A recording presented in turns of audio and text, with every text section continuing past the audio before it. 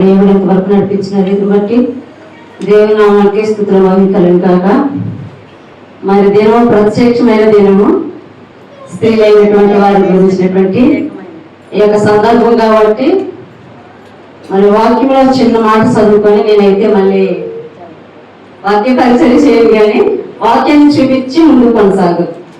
సామెతలు 31వ అధ్యాయంలో మరి 30-31లో ఒక మాట ఉంటుంది. యెహోవా యందు భయభక్తులు కలిగిన స్త్రీ కొనియాడబడును, చేసిన పనిని బట్టి అట్టి దానికి ప్రతిఫలం ఎదగును, గౌరుల యొద్ద ఆమె పనులు ఆమెను కొనియాడును. ఈ వాక్యము మరి స్త్రీలైనటువంటి ప్రతి వారు కూడా వర్తిస్తూ ఉంటది. ఈ రోజుల్లో చూసుకున్నట్లయితే పెళ్ళైన వారే కాదు కానీ యవన బిడ్డలు కూడా కుటుంబాలని చాలా చక్కగా చక్కదిద్దుకుంటా ఉన్నారు. ఎందుకంటే కుటుంబ పరిస్థితులను బట్టి మరి ఈ లోకంలో మనకున్నటువంటి జ్ఞానాన్ని బట్టి మనం చూస్తున్న విధి విధానాన్ని బట్టి ఆడబిడ్డలైన ప్రతి వాళ్ళు కూడా ఇళ్లను చక్కదిద్దుకుంటా ఉన్నారు. కానీ ప్రాముఖ్యంగా చెప్పుకుంటే కనుక స్త్రీ అంటే వివాహమైన తర్వాత మరి తల్లిగాను, కోడలుగాను, అత్తగాను కుటుంబ బాధ్యతలను ముందుకు నడిపించడానికి మరి కుటుంబ గౌరవాన్ని నిలబెట్టడానికి కారణం స్త్రీయే. మరి అలాంటి స్త్రీని కొనియాడబడుతూ ఈ యొక్క దినాన ప్రత్యేకమైన దినంగా మరి గవర్నమెంట్ వారు మనకు ఒక ముద్రని ఇచ్చినారు. ఏంటంటే ఈ దినము మదర్స్ డే.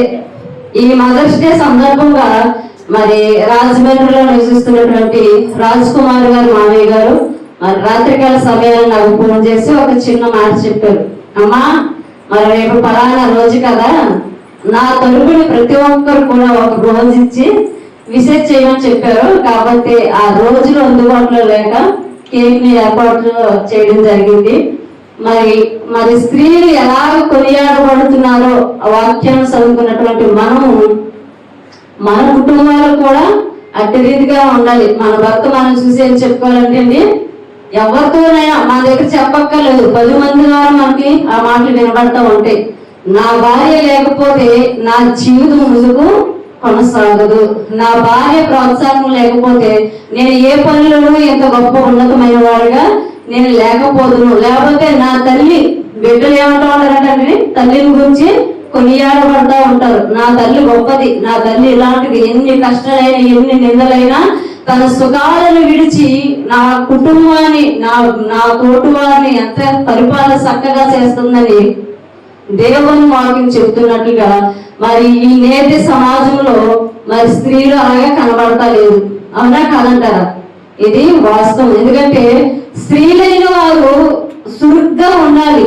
మరి అదే సామెతలో ఒక మాట ఉంటది, గుణవతి అయినా భార్య దొరికట అరుదు, అట్టిది ముత్యము కంటే అమూల్యమైనది. మరి ఎలాంటి అమూల్యమైన రత్నాలను మనకు మనమే ఒకసారి ఆలోచన చేసుకుంటూ మరి వివాహం జరిగినటువంటి తల్లులు ఇక్కడ కూడున్న ప్రతి ఒక్కరు కూడా ఇక్కడికి వచ్చినట్లయితే మరి కేక్ ని కట్ చేసి దేవుడు మనకి ఇచ్చిన ఆధిక్యతను మరి రాజ్ కుమార్ గారు మామయ్య గారు చేసినటువంటి ఏర్పాటు చేసినటువంటి ఆ తీపిదనాన్ని మనం తిని ఆ తీపిదనంలో ఉన్నటువంటి మాధుర్యాన్ని మన బిడ్డలకు మన భర్తకు అందజేద్దాం.